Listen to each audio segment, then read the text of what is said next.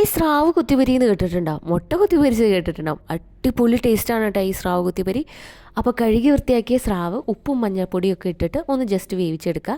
അതിനുശേഷം ഇഞ്ചി വെളുത്തുള്ളി ചതച്ചതും പച്ചമുളക് കറിവേപ്പില, ഇവിടെ ഞാൻ സവാളയാണ് എടുത്തേക്കുന്നത്, ചുമന്നുള്ളിയാണ് കേട്ടോ ഏറ്റവും ടേസ്റ്റ്, പിന്നെ കുറച്ച് നാളികേരം. ഈ വേവിച്ച് വെച്ച സ്രാവ് ഒന്ന് സ്മാഷ് ചെയ്തിട്ട് മറ്റൊരു ബൗളിലേക്ക് മാറ്റി വയ്ക്കുക കേട്ടോ.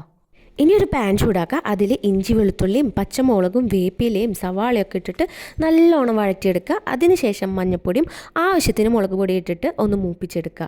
എന്നിട്ട് നമ്മൾ നാളികേരം ആഡ് ചെയ്യുക. നാളികേരത്തിൽ പിശു കാണിക്കരുത് കേട്ടോ. അവസാനം നമ്മുടെ സ്രാവും കൂടി ആഡ് ചെയ്തിട്ട് നല്ലോണം മിക്സ് ചെയ്ത് കഴിഞ്ഞാൽ നമ്മുടെ സ്രാവ് കുത്തിപ്പരി റെഡി ആയിട്ടുണ്ട്. എന്നാൽ പിന്നെ ഇതൊന്ന് ടേസ്റ്റ് ചെയ്ത് നോക്കിയാലോ.